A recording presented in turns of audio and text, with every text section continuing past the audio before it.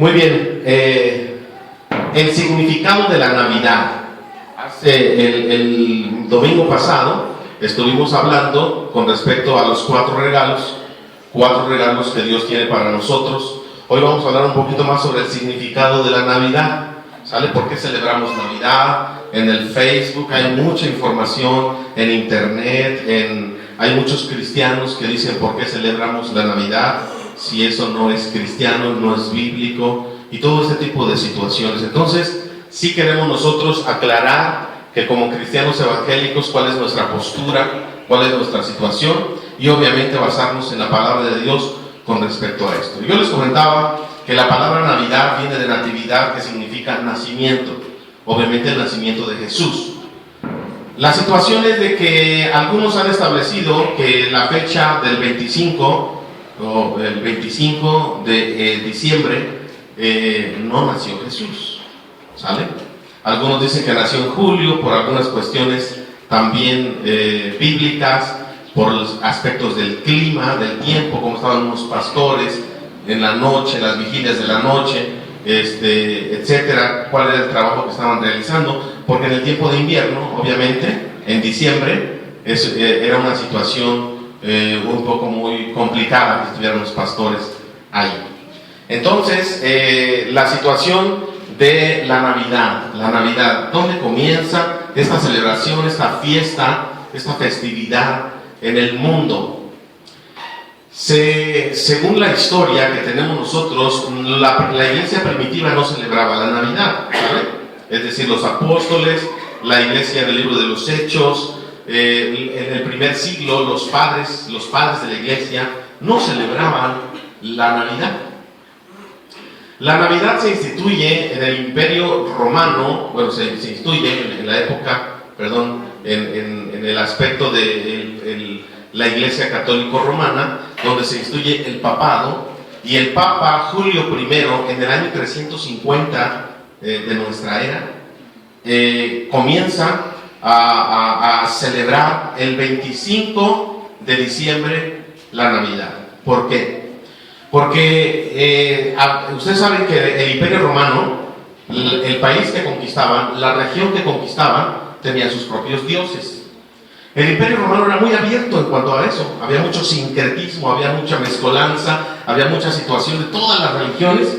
Todas las religiones, para ellos no había problema. Si había que adorar al sol, si había que adorar al mar, si había que adorar a los árboles, si había que adorar al planeta Tierra, lo adoraban. Porque para ellos no había ningún problema. Los romanos adoraban, eran politeístas en ese sentido. Entonces, había una fiesta, la fiesta a Saturno. En este sentido, Saturno era el que les daba todo lo que tenía que ver con el cultivo, con la agricultura. Era el dios que proveía. Y del 17 al 23 de diciembre eran las fiestas a Saturno. Pues obviamente los romanos adoptaron esto y dijeron, vamos a hacerlo como lo hacen todos los demás. De tal manera que cuando llegaba el día 25, adoraban ellos el nuevo sol, así se llama la fiesta del nuevo sol. De tal manera que el 25 se celebraba esta gran fiesta, y como ya todos en el Imperio Romano pues celebraban fiesta, dijeron, pues aquí vamos a instituir, aprovechando de paso, vamos a instituir la celebración de la Navidad. La Navidad, y vamos a celebrar el nacimiento de Jesucristo, porque bueno, el imperio ya muchos se había extendido el cristianismo en muchos lugares, y de esta manera el imperio instituye, el Papa, la Iglesia Católico Romana, establece de una manera formal, Julio I, en el año 350, la celebración de la Navidad. Ahí es donde comienza la Navidad. Ni es bíblica, ni es cristiana evangélica, ¿sale? No es una situación en la que, digamos, nosotros vamos a ver cómo ha ido evolucionando todo eso. ¿Sabían ustedes que la situación por el árbol de la Navidad, el árbol de Navidad, que es un triángulo que representa la Trinidad, se instituye a mediados del siglo XVII? A mediados del siglo XVII es según la historia, el primer registro en Alemania de los que celebraban el árbol. Y obviamente viene de una situación de fiesta, obviamente no cristiana, ¿sale? Se le llaman fiestas paganas, fiestas cristianas. Era una fiesta pagana. Muchos creían en este dios Odín, creían que un árbol sostenía el universo, creían que un árbol sostenía los planetas, y la punta del árbol era el cielo y las raíces eran el infierno, y de ahí se desprendían muchas cosas. El dios Odín representando toda esta majestad en el árbol, ¿sale? También la Iglesia Católica Romana adopta esta festividad y comienza entonces, en lugar de ponerle planetas, etcétera, le pone manzanas. Ya todo el significado del árbol tiene, o sea, las cosas que llevan el árbol tienen un significado actualmente, porque se adoptan estas tradiciones en la Iglesia Católica, y de esta manera se va evolucionando, se va instituyendo hasta que llega a ser de una manera formal. En nuestros días celebrar Navidad, es decir, los cristianos celebramos Navidad porque celebramos el nacimiento de Jesús. Entonces, en ese sentido, el árbol tenía ciertas circunstancias. Por ejemplo, la estrella en la punta del árbol significa la fe que guía. Una estrella es la que guía, ¿sale? Las manzanas fueron sustituidas por esferas, etc. La manzana representaba las tentaciones. ¿Sabe usted que las manzanas de los árboles representaban las tentaciones? Las luces representan la luz del mundo. La luz de los arbolitos representan la luz del mundo. Había otros como que le ponen como lazos de hermandad, lazos de familia, de fraternidad entre las familias, porque era una fiesta familiar, ¿sale? Viene la situación de los regalitos, de las tarjetitas. Obviamente ya viene una situación más de consumo, ¿verdad? La situación de consumismo se va expandiendo, y esto genera, pues obviamente, otras costumbres y otras tradiciones. ¿Qué hacemos nosotros? Porque si viene de un contexto pagano, así se le conoce en la historia conoce como pagano. Si viene de una fiesta no cristiana, ¿por qué los cristianos lo adoptamos? Es una buena pregunta. Bueno, ¿por qué lo hacemos nosotros? Muy bien, nosotros, las iglesias evangélicas en México y en el mundo, porque algunas dicen cero arbolito, cero adorno, porque nosotros no celebramos la Navidad. Es una fiesta que viene de un contexto pagano y nosotros no nos vamos a contaminar. Pero la gran mayoría de las iglesias evangélicas, la gran mayoría compartimos las bases fundamentales de fe. Nosotros hemos decidido celebrar la Navidad porque no importa qué día haya nacido nuestro Salvador. No importa si nació en julio, si nació en febrero, si fue el 25 de diciembre, no importa. Lo que importa es que nació un día. 2. Él nació un día y nosotros les celebramos, hacemos fiesta como todos los días, ¿verdad? No es un día así, ¡ay, qué especial! Sí, es un día especial, porque así como recordamos en Semana Santa su muerte, recordamos su nacimiento, pero todos los días son especiales porque Él vive en nuestro corazón. No es que le recordemos solamente en Navidad, o no es que le recordemos solamente en Semana Santa, sino que los 365 días del año Él tiene que ser algo hermoso en nuestra vida. De tal manera que nosotros entonces aprovechamos las oportunidades que hay, obviamente que siempre que no tengan una práctica satánica como el Halloween, una práctica que afecte nuestra vida espiritual, definitivamente no lo vamos a compartir, ni lo vamos a promover, ni lo vamos a hacer.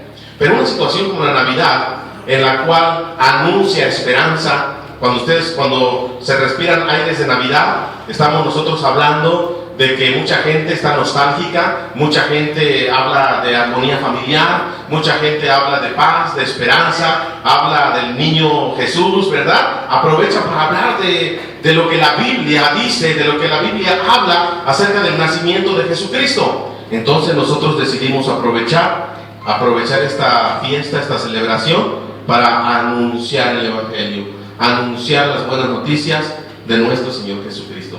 Así de que usted no se sienta, después de que conozca el contexto, que no se preocupe en ese sentido, no se sienta culpable de tener un arbolito, de celebrar el 24 con la familia, etcétera, sino que aprovéchelo para que con sus amigos, compañeros, vecinos pueda compartir el mensaje de Jesús, el mensaje bíblico, obviamente, que no se salga de la Biblia, y un mensaje de esperanza y de vida que se llama Jesucristo. Entonces, el significado de la Navidad. Pero el significado de la Navidad va más allá de un árbol, o de una cena, o de un regalo, ¿verdad? O de una fecha.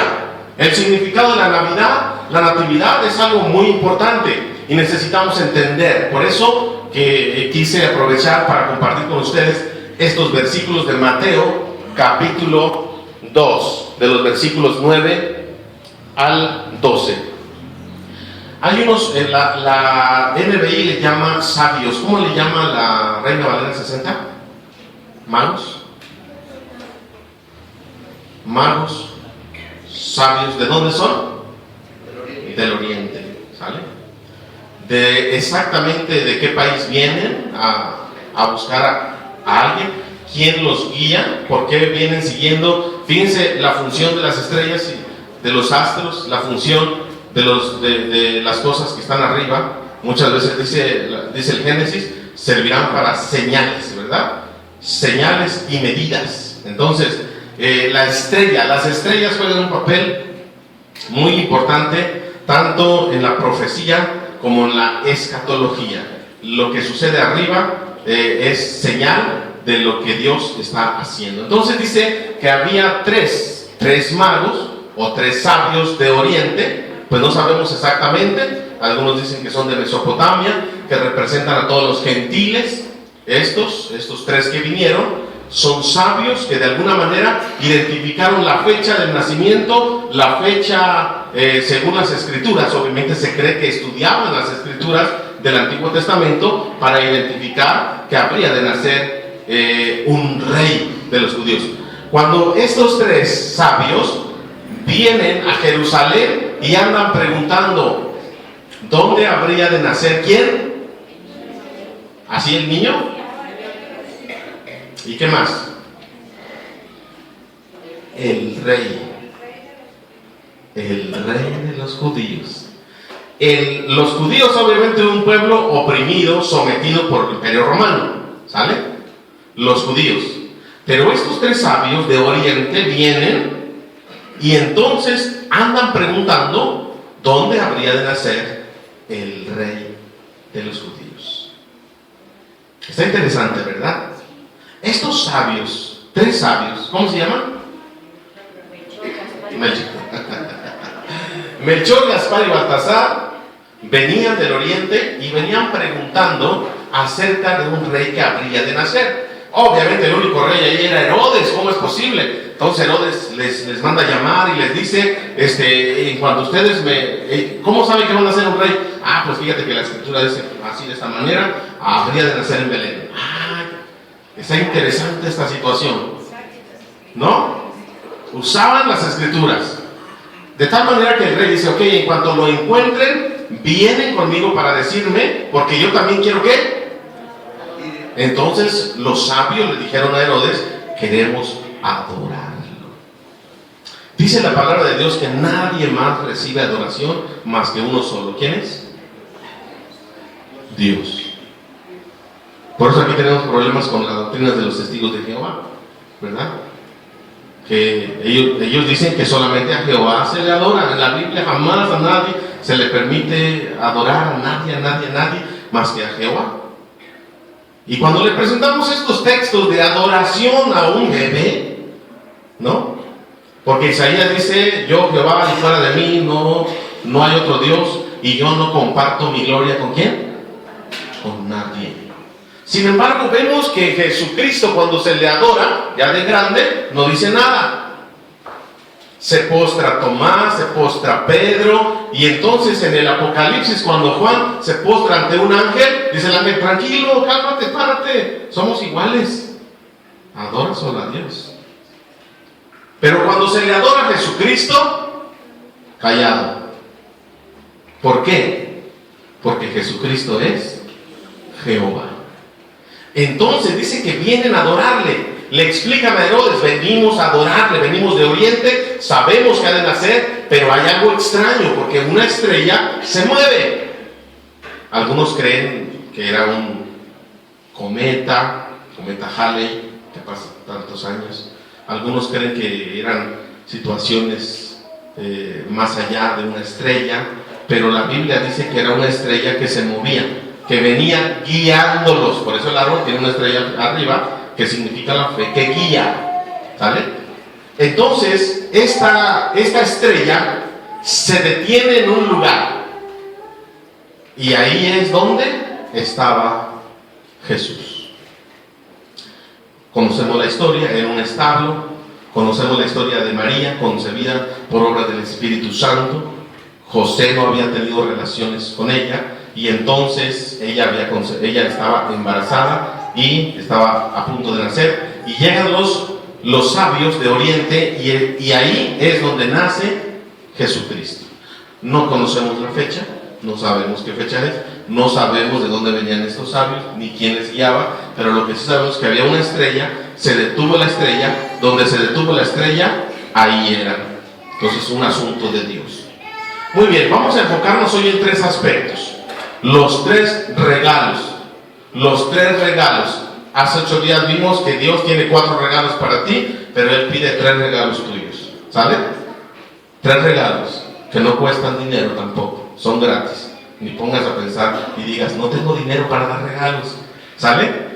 3 regalos que te van a dar a ti gratuitamente, 4 que te van a dar a ti gratuitamente, y 3 que demandan de ti. El primero, dice la palabra de Dios que estos 3 sabios abrieron sus cofres y cada uno de ellos traía un presente para este niño. Dice que antes de darle los regalos se postraron, y ¿qué hicieron? Adoraron. ¿Eran cristianos? ¿Eran judíos? No, no eran judíos, no eran cristianos, porque también se instituye el cristianismo. ¿Sale? Eran hombres de fe. ¿Quiénes son? No lo sabemos. ¿Sale? No se ponga usted a investigar más allá, no se sabe quiénes eran, cómo se llamaban tampoco. Simplemente que llegaron, tal vez simbolizan lo que somos nosotros al pueblo gentil. Pero dice que traían, después de adorar, abrieron sus cofres y cada uno entregó 3 regalos. A ver, niños, ¿cuál fue el primer regalo que le dieron al niño Jesús? Al niño Dios, ¿no? Al que va de casa en casa. ¿Le dieron? Oro. Muy bien. El primer regalo es, Melchor abre el cofre y entrega oro a un bebé. Le entrega oro a un bebé. Escúchame bien, estos 3 regalos son profecías de lo que habría de suceder. 3 regalos que hablan del futuro rey. 3 regalos que hablan de lo que va a ser este niño, su obra, su propósito y su venida. ¿Sale? Obviamente estamos hablando de que Dios, siendo soberano, majestuoso, estando en el cielo, recibiendo adoración de los ángeles, Él es el Todopoderoso, el que en todo lugar está, no tiene necesidad de nada más, pero ese Dios decide hacerse hombre. Y bien, se pudo haber aparecido rápidamente Jesús a los 30 años sin haber nacido, pero el plan de Dios es que a través de una mujer naciera, ¿sale? Naciera, a través de la Virgen María, nace este bebé, y entonces lo vemos ahí. Pero el bebé era Dios, ¿o no era Dios? ¿Sí era Dios? ¿Este bebecito era Dios? ¿O fue Dios hasta que fue bautizado por Juan el Bautista y entonces vino el Espíritu Santo? ¿Hasta cuándo fue Dios este bebé? ¿Desde que nació? Desde siempre. ¿Jesucristo ha existido desde la eternidad? ¿Sí o no? Este Dios decidió nacer a través de una mujer, y entonces fue un bebé. Pero a este bebé recibió adoración, y el primer regalo fue oro. ¿Qué representa el oro? Esto es profético. Esto que están haciendo los 3 sabios es el propósito de lo que va a cumplir la primera venida de nuestro Señor Jesucristo. ¿Qué representa el oro? ¿El poder? No. Bueno, sí, un poco. No, ese es el segundo regalo. Primer regalo es oro. ¿Qué representa este oro? Autoridad, pues más o menos. Muy bien, la costumbre en la época de los reyes, la costumbre entre los poderosos es regalarse oro. Cuando un rey visitaba a otro rey, ¿qué cree que le regalaba? ¿Una corbata? ¿No? ¿Qué le regalaba? Oro. Esto habla del propósito del niño. El propósito del bebé es que iba a ser ¿qué? Rey. Están adorando y le traen regalos a un rey. Al rey. En el Apocalipsis se le conoce como ¿qué? Rey de reyes y Señor de señores.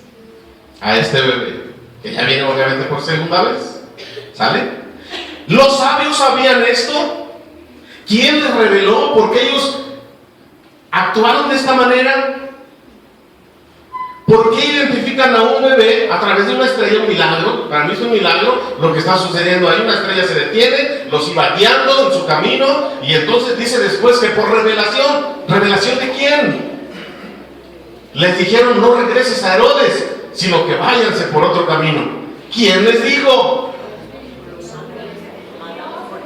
Ángeles, el Espíritu Santo, Dios mismo, el ángel de Jehová. Sabemos que ellos tenían una relación y una comunión con Dios, que escuchaban y entendían lo que Dios les mostraba. La pregunta es esta, que tú y yo representamos a estos tres sabios. Tú y yo representamos a estos tres sabios. Y el regalo primero es un reconocimiento a este bebé, con este propósito de su primera venida, de que será el rey. Pero no el rey meramente de un país como nosotros lo conocemos, un presidente, primer ministro. Estamos hablando en un reino espiritual. Estamos hablando del rey ¿de dónde? De tu corazón. Ese es el regalo que Él quiere recibir. Ese bebé quiere recibir de ti un primer regalo, que es tu corazón. ¿Quieres que Él se establezca el rey? ¿Le reconoces como rey? Entrégale tu corazón. Entrégale tu vida. Deja que Él venga a entrar. Por eso, antes de morir Jesús, a los 33 años, 8 días antes de morir, Él entra a Jerusalén. ¿Se acuerdan cuando entró a Jerusalén? Se le llama en la Biblia, así tiene el título, la entrada triunfal. La entrada triunfal. ¿Cómo entró Jesús a Jerusalén? 8 días antes. En un burrito. ¿Y qué hacía la gente?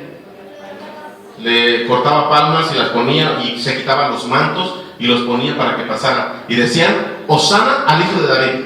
Bendito el que viene en el nombre del Señor. ¿No? Le cantaban, gritaban y aleluya y gloria a Dios por todo esto. Se le llama la entrada triunfal. Pero la entrada triunfal ¿de quién? ¿Por qué se hizo eso en un burrito? ¿Y por qué le decían Hosana? Porque los reyes que iban y conquistaban naciones, cuando regresaban triunfantes, regresaban en un caballo blanco con todo su ejército, y toda la gente les cantaba, les gritaba y les ponían mantas y les ponían palmas para que entrara el rey victorioso. Pero en este caso entró Jesucristo en un pollino, no traía ejército, pero era el rey. Por eso los fariseos, los religiosos, le dijeron a la gente: oigan, dejen de hacer eso, dejen de gritar, dejen de decir gloria a Dios, bendito el que viene en el nombre del Señor, Hosana al Hijo de David, porque pues obviamente lo identificaban con David. ¿David quién fue? Un rey, ¿verdad? Lo identificaban como el Hijo de David, es decir, de su descendencia, de su linaje, del linaje de David, de la realeza. Por eso Jesucristo, por eso los fariseos no estaban de acuerdo, estaban enojados. Y fue cuando Jesucristo les dice a los fariseos: si ellos callan, las piedras hablarán. Es un absurdo, ¿verdad? Las piedras no pueden hablar. Así como tú y yo no podemos callar lo que hemos visto, lo que hemos experimentado en Jesús. Si Él es el rey de nuestro corazón, es el mejor regalo que tú le puedas dar hoy a Dios. El mejor regalo, porque para eso vino, para morir en una cruz, para que entonces todo aquel que crea tenga vida eterna. Pero siempre y cuando usted le entregue su corazón y su vida. Cuando usted le entrega su vida y usted le dice a Dios en oración: Señor, te entrego mi vida, gobierna, dirige mis pensamientos, mis acciones, mis palabras. ¿Qué le estás diciendo? sé el rey de mi vida, sé el rey de mi familia, sé el rey de mis finanzas, sé el rey de todo. Tú eres el rey. ¿Qué representa el oro? Realeza. ¿Le vas a dar oro? No tienes oro, ¿verdad? Estoy seguro que no tienes oro. Bueno, tal vez sí. Algunos anillos, algunos aretes. Pero no te está pidiendo ese tipo de oro. Hay un oro más precioso. Hay un oro más precioso para Dios. ¿Qué es? Tu corazón. ¿Ya se lo entregaste? ¿Sí o no? ¿Entregaste tu corazón a Dios? Es el primer regalo. Si no lo has hecho, hazlo en cuanto puedas. Hoy mismo puedes hacerlo. Segundo regalo, ahora sí. Segundo regalo, ¿qué es? Incienso. Incienso. ¿Qué es el incienso?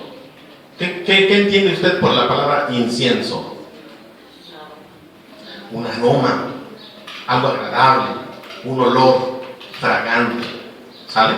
Se hacía de lo que escurría de los árboles, se hacía de fragancias de diferentes plantas. El incienso se preparaba, tenía una preparación, ¿sale? Para que cuando se quema el incienso huela bonito, tenga un aroma ambiental, ¿sale? ¿Qué representa? ¿Por qué viene el siguiente sabio? Ya Melchor le entregó el oro, Gaspar le entrega el incienso, abre un cofre y le entrega el incienso. Tal vez estaba encendido y sale el humo, ¿verdad? El humo y hace de el ambiente un lugar agradable, rico. Se sentía bien. ¿Cómo la ve? Entonces, ¿qué representa el incienso? ¿Para qué? Purificada, más o menos. Ahí va. ¿Mande? No. El incienso, ¿dónde se usa? ¿Dónde se usaba? Sí, va por ahí. ¿Ok? En el santuario, entonces, el incienso representa sacerdocio. El sacerdocio. Si ustedes leían el Antiguo Testamento y ve todo lo que instituye para cuando se hacían sacrificios, cuando un sacerdote, el sumo sacerdote del pueblo judío, ¿cuántas veces entraba al año? Recuerdes bien que tanto el tabernáculo como el templo de Salomón tenía dos áreas principales. Una era el lugar santo y la otra era el lugar santísimo. En el lugar santísimo es donde estaba la presencia de Dios. En la presencia de Dios, ¿qué había ahí en el lugar santísimo? Estaba el arca del pacto. ¿Qué más? Dentro del arca que había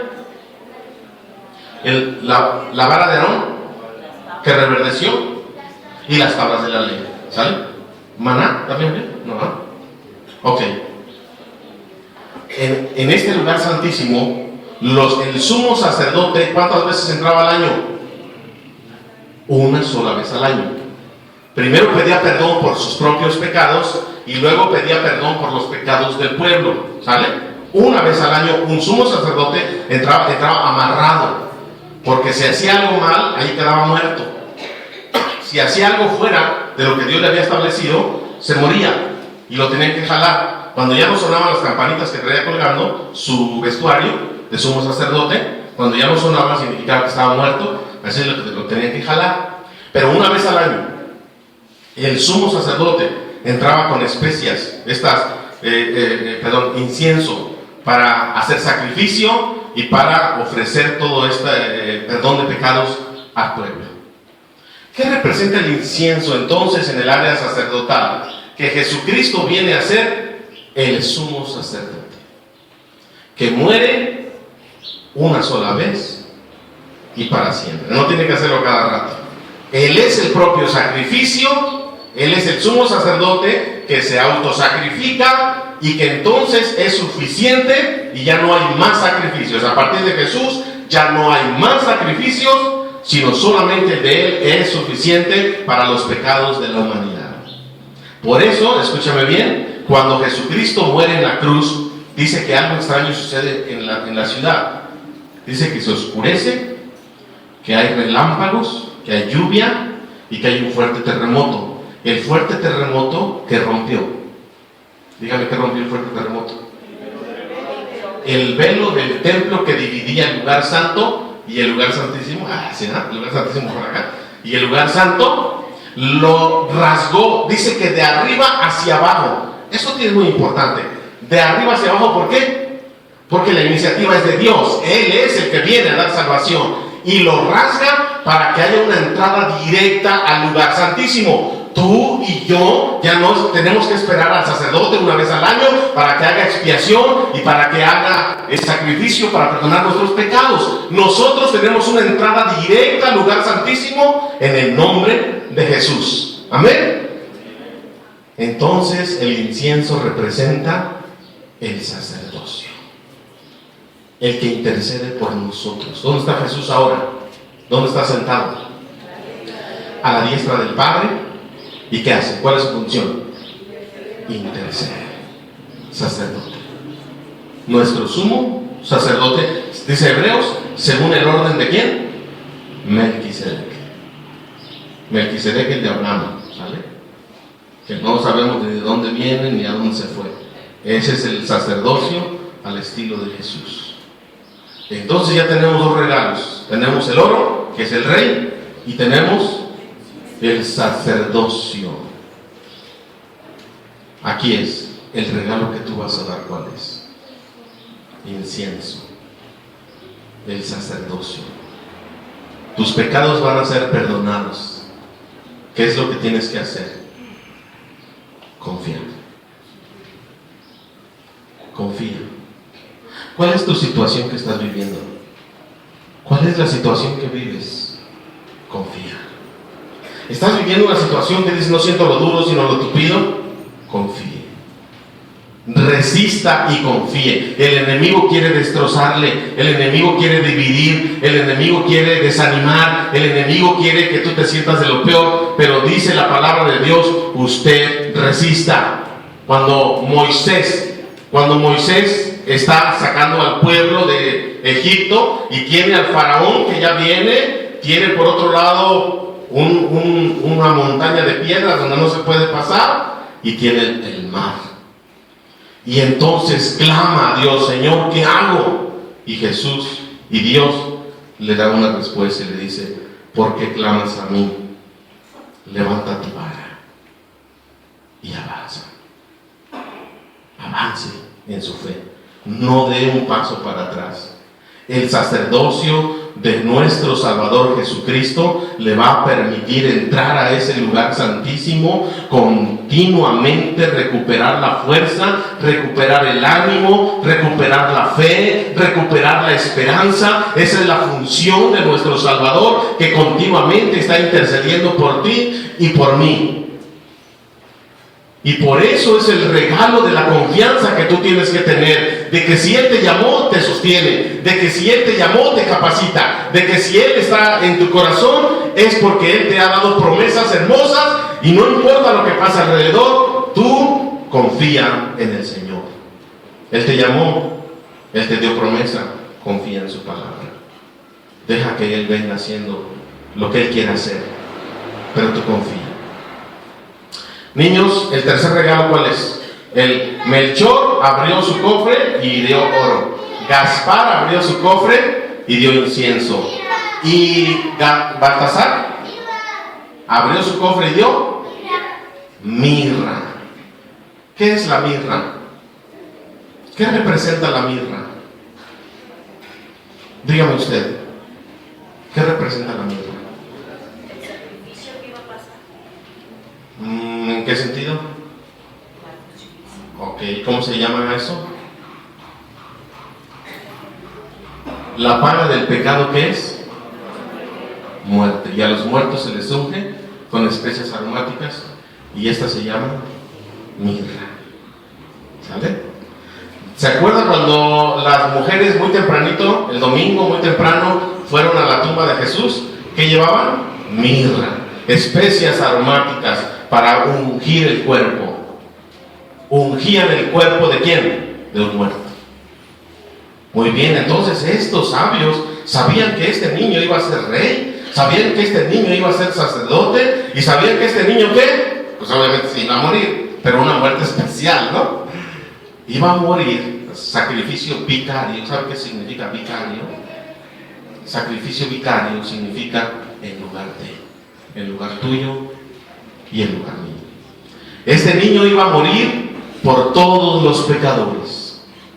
Este niño iba a hacer el sacrificio. Por eso Juan el Bautista, cuando está predicando y les está diciendo arrepiéntanse, bola de pecadores, así hablaba Juan el Bautista. Y entonces, pues a nadie le gustaba el mensaje porque era duro. Y de repente, cuando Juan el Bautista está hablando, a lo lejos ve a Jesús, lo identifica y se calla y dice: ¿he aquí quién? El Cordero de Dios. ¿Y qué era el Cordero? El Cordero Pascual. Cuando se habla de Cordero de Dios, se identificaba con la Pascua, con la muerte de los corderos, la muerte de todos aquellos animales perfectos que murieron en el Éxodo y que pintaron con su sangre el dintel, sus postes y el dintel de las casas, para que no pasara el ángel de la muerte de los primogénitos. Y entonces se identifica a Juan el Bautista como el Cordero de Dios que quita el pecado del mundo. Así se le identifica a Jesucristo, como el hombre que vino, el Dios que se hizo hombre. Por eso hay un poema precioso en Filipenses capítulo 2. Hay un poema, era un poema y está en la escritura. Dice que haya en vosotros el mismo sentir que hubo en Cristo Jesús, de sencillez, de humildad, el cual siendo en forma de Dios, no escatimó el ser igual a Dios como cosa a que aferrarse, sino que se despojó a sí mismo, su deidad, su divinidad, todo su poder, en ese sentido de su majestad, se despojó tomando forma de siervo, forma de hombre, forma humana, y estando en la condición de hombre, se humilló a sí mismo a una muerte, y muerte de cruz, para que en el nombre de Jesús se doble toda rodilla de los que están, y que toda lengua confiese, ¿no? Para que en el nombre de Jesús se doble toda rodilla de los que están ¿en dónde?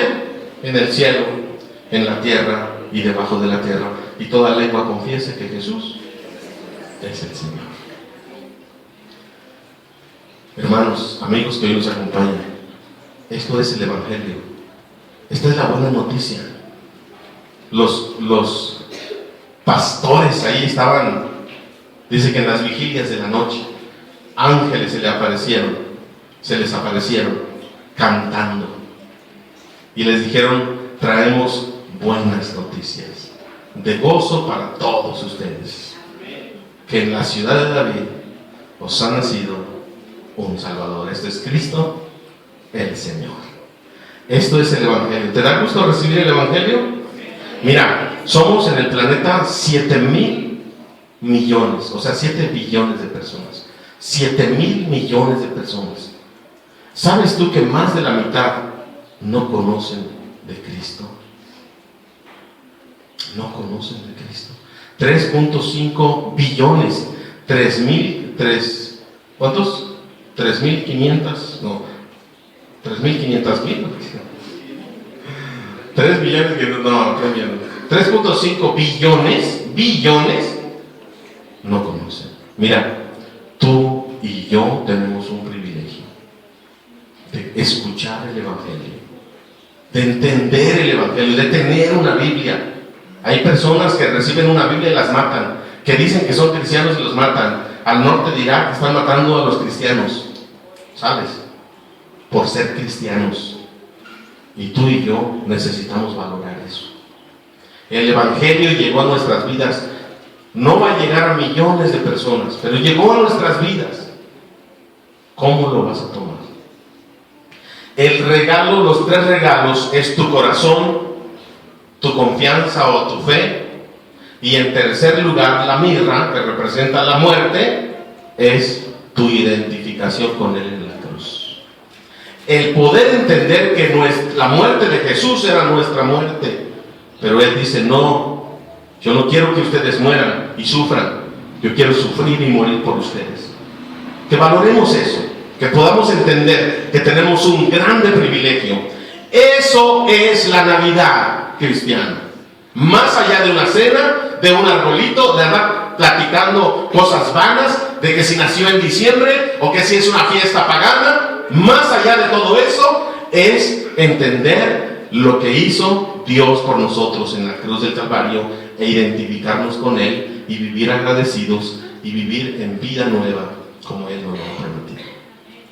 Ese es el mensaje del Evangelio. El que lo toma, amén, gloria a Dios. El que lo deja va a sufrir las consecuencias.